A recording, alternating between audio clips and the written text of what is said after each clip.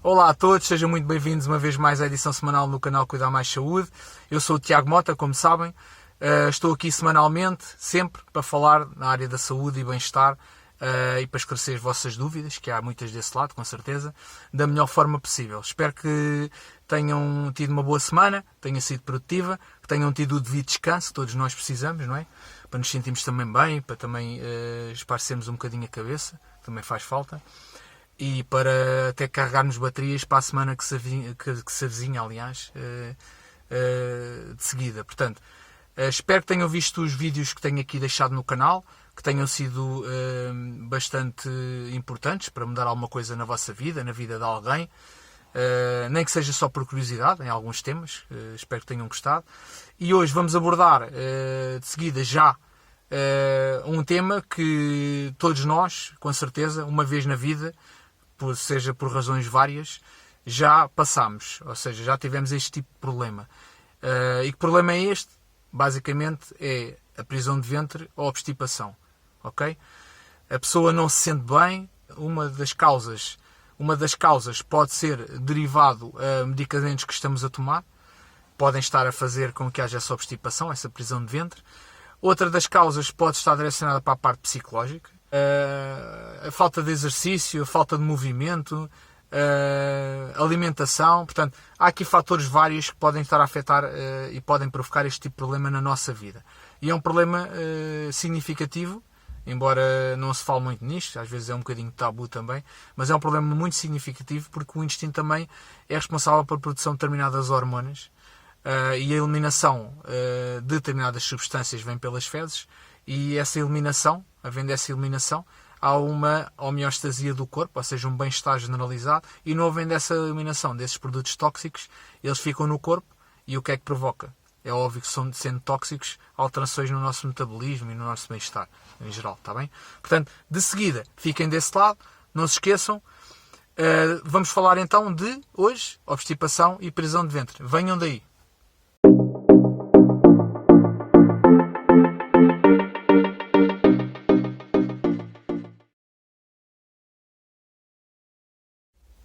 Então, meus caros, sejam muito bem-vindos então aqui à edição semanal, uma vez mais, do canal Cuidar Mais Saúde. Então, como eu falei na introdução, que dá pouco, hoje vamos abordar o tema da prisão de ventre, obstipação. Como eu disse também há pouco, é um problema que afeta muitas pessoas mesmo. Pelo menos uma vez na vida já fomos afetados por este mesmo problema e às vezes não sabemos como podemos minimizar o impacto daqui da obstipação. Portanto, só para terem uma noção, como eu faço em todos os meus vídeos, a nível de prevalência deste tipo de problema, deste tipo de situação, deste tipo de flagelo, a nível de percentagem na população em geral, nós temos uma prevalência entre 12% a 19% da população sofre de obstipação, ok? E destas pessoas, 30% a 40% destas pessoas são pessoas com mais de 65 anos, ok? Portanto, tem muito a ver com a falta de exercício físico, com a falta de mobilidade, com a alimentação, com fatores psicológicos, como as pessoas às vezes dizem, basta uma mudança de ar para eu não conseguir evacuar, para não funcionar o meu trânsito intestinal como deveria funcionar. Está muito relacionado com fatores de stress, basicamente, ok? Portanto, fatores desses que recorrentes do dia-a-dia, do trabalho, entre outros fatores, ok? Portanto, isto é um dos aspectos, iremos abordar mais à frente. As mulheres são mais atingidas que os homens, por norma, ok? E cerca de 40% das mulheres grávidas referem ter obstipação durante essa mesma gravidez, ok? Vamos falar um pouco aqui sobre o sistema digestivo, né? Gastrointestinal. O sistema gastrointestinal, como alguns de vós sabem, é constituído, a nível anatómico, pela boca, pela faringe. Temos aqui o nosso esófago, que vai direto ao estômago.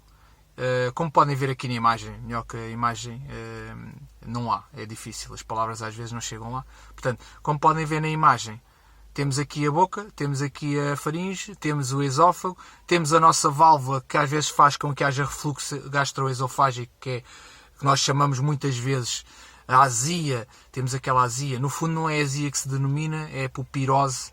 A azia é assim quando temos a boca, a sensação de boca amarga, aí sim é azia, mas normalmente a nível popular diz sempre que é a azia, quando temos aquele desconforto e aquele refluxo por aí acima, ok?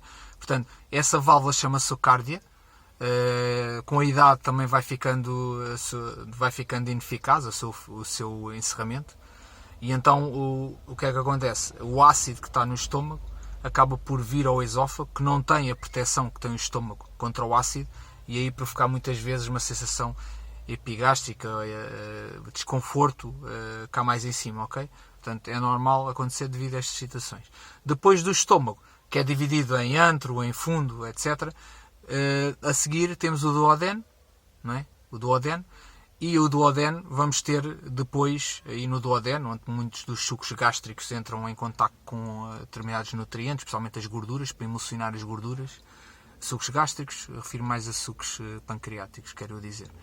E a bilis, etc., vai enviando determinados componentes, determinados sucos, determinados líquidos que entram em reação e fazem com que as gorduras sejam mais facilmente absorvíveis pelo nosso intestino, ok? Absorvidas. Portanto, o que é que acontece? Depois temos o duodeno, é um dos segmentos do intestino delgado, que se divide em três. Portanto, duodeno, temos o jejum e temos o ileão, cada um com os seus segmentos, com o seu comprimento. O seu comprimento depende do segmento que é, se é o jejum, se é o ileão, se é o duodeno. E depois temos o nosso intestino grosso, que é constituído por o ascendente. Às vezes quem chama o intestino grosso chama o cólon, ok? O cólon ou o intestino grosso, denomina-se desta forma. Que é o ascendente, o descendente, há o transverso, que é cá em cima. Portanto, o descendente acaba por ser aquele, como diz o nome de descer, que está do lado esquerdo, que acaba depois de ir ter ao ânus, o reto, e o ânus, o reto é a ampola retal, é o segmento final do intestino grosso, e depois temos o ânus, por onde sai as fezes, não é?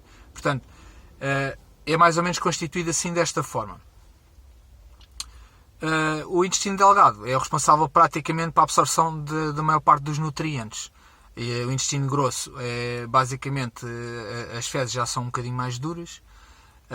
O corpo tenta ir buscar o máximo de água que consegue, de forma a não perder água nenhuma, porque, como já ouviram falar, 70% do nosso corpo é constituído por água, e o corpo vai buscar a água toda que consegue. Portanto, quanto mais tempo as fezes ficam dentro do organismo, neste caso no intestino, principalmente o grosso, mais ficam secas, ok? E podem provocar a dita obstipação.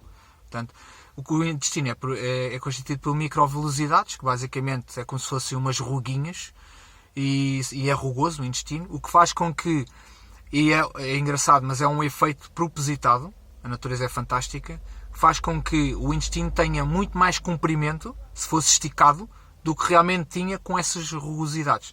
Ou seja, aumenta a área de absorção do próprio intestino. Essas irregularidades, essas rugosidades, e tem microvelosidades, que fazem com que haja essa absorção. Depois, às vezes, há os pólipos, que muitas vezes se transformam em neoplasias, que nós fazemos, quem já fez uma colonoscopia, que normalmente, acho que já ouviu falar, tirámos uns pólipos e não sei o que mais, porque são um género de umas rugas que vão crescendo, e pode provocar algum tipo de neoplasia mais tarde, se não houver aqui uma vigilância, ok? Portanto, isso é importante andar em cima disso, principalmente a partir dos 40 anos, realizar uma colonoscopia, de forma a tentar perceber como é que está o aparelho digestivo. Principalmente quem ingere muita carne, normalmente tem mais tendência a ter pólipos, está bem? E um dia mais tarde poder até vir a ter cancro do colo. O que é a obstipação? Muita gente se pergunta aí desse lado, é a incapacidade em evacuar. Por exemplo, as fezes ficam mais duras, como eu referi há pouco, mais secas, e quando isso acontece também, mesmo que haja peristaltismo, há muito mais dificuldade em tirar as fezes do corpo depois, ou seja, o intestino conseguir expulsar essas mesmas fezes, ok? Sendo que as fezes mais líquidas acabam muitas vezes por se acumular, e essas duras fazem quase um tampão para que impedem que aconteça a esterilização das fezes depois, ok? Portanto, normalmente é uma vontade persistente que não se consegue em não se conseguir evacuar, e obriga a grande esforço essa evacuação, e muitas vezes ao uso de laxantes, e não se consegue fazer de uma forma fisiológica, ou seja, de uma forma normal, dita normal, está bem? Sempre que há 2 ou menos evacuações por semana, a pessoa é uma pessoa obstipada, tem um diagnóstico de obstipação ou prisão de ventre, ok? É um problema comum que afeta muitas pessoas de várias idades, mas como eu disse também no início, principalmente as pessoas com mais de 65 anos, pela diminuição da mobilidade, o peristaltismo também diminui, com a diminuição também do metabolismo mais lento, enfim, acaba por ser uma bola de neve todas essas coisas. Dificuldade de evacuar sem esforço, como eu disse há pouco. Sintomas. Alguns de vós já têm conhecimento de alguns, não é? Que é, por exemplo, as fezes duras, fragmentadas, sensação persistente de mal-estar, algumas cólicas também, desconforto abdominal. Temos necessidade frequente também de medicamentos, como eu disse também há pouco, laxantes. Há vários tipos de laxantes, que eu também vou abordar mais à frente. Clisteres para ajudar a evacuar. Dificuldade em fazer as suas necessidades de forma normal. E pode levar também a um processo hemorroidário, ou seja, a parte muscular perto do ânus, que é um esfíncter, é um músculo, não é? Acaba por ser afetada e pode provocar sangramentos e outro tipo de situações, está bem? Portanto, a nível ainda aqui de causas que podem levar a esse tipo de diagnóstico, de obstipação. As causas são variadas, ok? Pode estar relacionado, por exemplo, no início o que nós devemos sempre fazer é tentar identificar essas mesmas causas. Por exemplo, tentar perceber que causa é que é para depois poder intervir de forma a que minimizar ou resolver de vez esse tipo de situação, ok? Portanto, identificar qual é a causa. Será que eu tomo um medicamento que me faz ter esta obstipação? Será que eu estou mais estressado ultimamente? O que é que mudou na minha vida que, visto que eu nunca tive obstipado e agora estou a ter obstipação? Alguma coisa mudou? Houve algo diferente na minha vida, no dia-a-dia? Portanto, isto são perguntas que têm que ficar no ar, ok?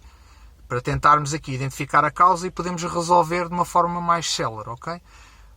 Pode-se dever a patologias, por exemplo, neurológicas, diabetes, hipotireoidismo, insuficiência renal, são algumas das patologias que podem levar também aqui à obstipação.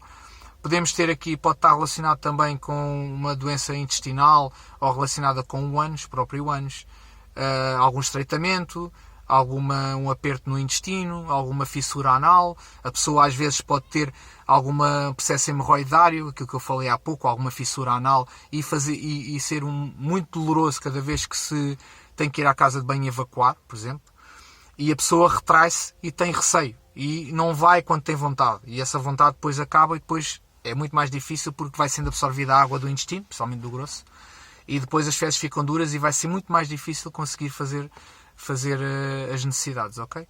Depois temos aqui também algum risco elevado quem ingere, por exemplo, pouca fibra. A fibra, como eu disse também noutros vídeos mais atrás, acabam por ajudar aqui no normal trânsito intestinal. As pessoas comem pouca fruta, poucos vegetais, cereais. Quem consome leite e os seus derivados também tem mais tendência à obstipação. A alteração da rotina, quando tem vontade não vai fazer e depois já não tem vontade, portanto tem que haver aqui alguma rotina diária, temos que ensinar o nosso intestino, por assim dizer. Ingerir poucos fluidos, não é só a água em si, mas às vezes a pessoa bebe pouca água, mas até come muita sopa, pronto, também vai buscar água a essa sopa, não é? Portanto é importante. Aqui ingerir líquidos é importante, todos percebem porquê, não é? Para fazer o género quase de uma lubrificação e não deixar secar tanto essas fezes que estão no intestino, ok? Depois a ansiedade, a depressão, aqui os estilos de vida sedentários, que é a pessoa ter uma vida pouco ativa, não há movimento, o movimento faz com que também estimule o peristaltismo, que é o nome que se dá aos movimentos do intestino e do estômago, que fazem movimentos involuntários, não é? Musculatura lisa, o músculo lisa é um músculo que nós não controlamos, ok? A toma de alguns medicamentos faz com que também essa musculatura lisa fique mais adormecida e promove mais a obstipação. Temos alguns medicamentos, como por exemplo a butilscopolamina, que é o dito Buscopan, que é usado às vezes quando as pessoas até têm diarreias, por exemplo, dores abdominais, e é um antiespasmódico, ou seja, evita os espasmos e adormece, por assim dizer, o intestino e faz com que a pessoa, essas diarreias também são minimizadas. Por exemplo, isto é um efeito propositado, mas há pessoas que podem tomar outro tipo de medicamentos que façam também tenham este tipo de foco de ação, ok? Portanto, o diagnóstico, como é que se faz? Estão todos a perguntar aí desse lado. O diagnóstico faz através, por exemplo, de uma avaliação detalhada das queixas que a pessoa possa ter, retirar os dados que sejam importantes então para definir aqui medidas de intervenção que sejam mais eficazes, ok? Pode-se fazer um exame retal, por exemplo, um exame proctológico, rápido e indolor, e normalmente podemos escolher muita informação desse exame para tentar perceber o que é que se passa, e podem às vezes ser necessárias análises ao sangue, podem ser preciso fazer algum clister opaco, às vezes fazem ecografias e tudo, para tentar perceber aqui se há alguma alteração da anatómica e que se possa fazer aqui uma intervenção, uma colonoscopia, como eu falei há pouco também. São aqui métodos de diagnóstico muito eficazes. Tratamento, temos o não farmacológico, que basicamente consiste em ingerir mais água, ter alimentos ricos em fibras, como os cereais, por exemplo o farelo, flocos, o pão, bolachas integrais. Portanto, este tipo de alimentos são alimentos que são ricos muitas vezes em fibras insolúveis, e essas sim são fibras que são importantíssimas para promover o trânsito intestinal, ok? Como a celulose, por exemplo. O consumo de vegetais, a couve, o feijão, o grão, temos aqui leguminosas, né, como a ervilha e o feijão, a fava também, ajudam também no normal trânsito intestinal. E a atividade física regular, que é como a ginástica, como uma corrida, umas caminhadas, são extremamente importantes. Medicamentos, já falei um bocadinho também, perceber se causam obstipação ou não. Já falo um bocadinho mais à frente sobre isso também. Se houver necessidade visto que estas medidas não farmacológicas podem não surtir o seu efeito, às vezes pode haver aqui necessidade de introduzir aqui um fármaco, ok? Um medicamento, como um laxante, um clister, alguma coisa que possa ajudar, pelo menos numa fase mais aguda, ok? Às vezes até pode haver necessidade aqui de uma intervenção cirúrgica, ok? E isso pode acontecer. Farmacológico, podemos usar lactulose, levolac, como costuma-se dizer, não me pagam nada para estar a dizer o nome comercial, mas é o que muita gente conhece, que é normalmente umas carteirinhas que são diluídas em água. Essas carteiras são diluídas em água, aquilo é um bocadinho doce, mas a pessoa bebe aquilo várias vezes ao dia, x em x tempo, conforme a prescrição do médico, e o que faz é que é um osmótico, faz com que contrarie um bocadinho o que o corpo fisiologicamente faz, o organismo, que é retirar a água das fezes. Ele faz o sentido contrário, ou seja, faz com que a água fique nas fezes, e as fezes mantêm-se mais moles e são mais facilmente retiradas depois, no processo normal, está bem, com o peristaltismo. O bisacodil, que já ouviram falar com certeza, e que existe também da Dulcolax, o Dulcolax, também é algo que também pode ajudar. E o efeito dele é basicamente estimular o peristaltismo, ok? Do intestino. Faz com que haja mais movimentos do intestino e assim as fezes vão progredindo e saem mais facilmente, ok? Temos o picosulfato de sódio, que são umas gotinhas que também existem na Dulcolax, que são feitas também consoante depois prescrição médica ou consoante a prescrição de profissional de saúde, enfermeiro, farmacêutico, e que tem o mesmo efeito. Basicamente também estimula o peristaltismo e acaba por ajudar também nessa progressão das fezes. Não se esqueçam, antes de irmos aqui à prevenção, que é o que eu vou abordar a seguir, de deixar o vosso like e de subscreverem o canal, ok? É muito importante para o canal crescer, para eu continuar a trazer conteúdo rico, para poder trazer cada vez conteúdo melhor para vós aí desse lado, ok? Portanto, não custa nada deixar um gosto, subscrever o canal, uma vez por semana, já sabem, principalmente ao sábado, normalmente é ao sábado, mas que vou tentar colocar também um vídeo durante a semana, ok? Mas isso mais à frente, deixar depois também aqui fazer uns vídeos outdoors, mais à frente também, com uma paisagem diferente, para vocês também ficarem um bocadinho curiosos aí desse lado, qual é que será o próximo sítio onde ele vai fazer o próximo vídeo. Portanto, isso é mais à frente. Agora que fiz este disclosure, quase um disclosure, vamos continuar aqui a falar agora sim de prevenção. Como é que podemos prevenir?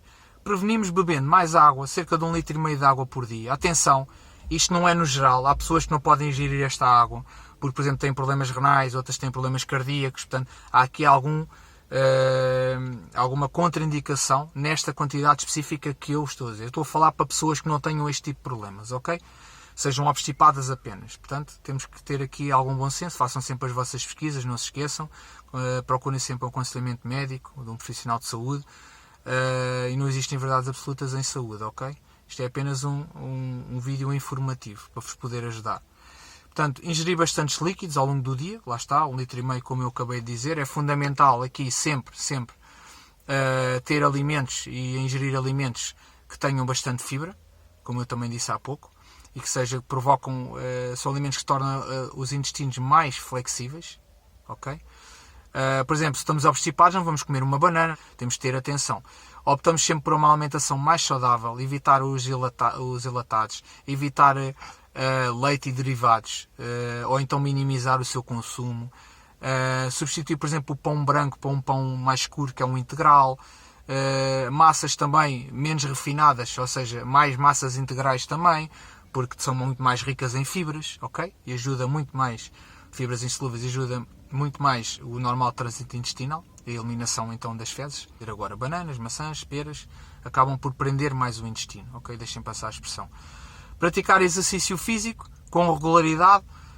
Movimentos não precisam de ser demasiado, porque nem toda a gente pode fazer determinados exercícios físicos, mas uma caminhada faz com que haja menos acumulação de fezes. E aliás, a Direção-Geral de Saúde acaba por também recomendar aos adultos saudáveis, que, para evitar também aqui a questão da obstipação, 150 minutos pelo menos de algum exercício, alguma atividade física moderada por semana, moderada, e uma mais vigorosa, por exemplo, 75 minutos por semana, ok?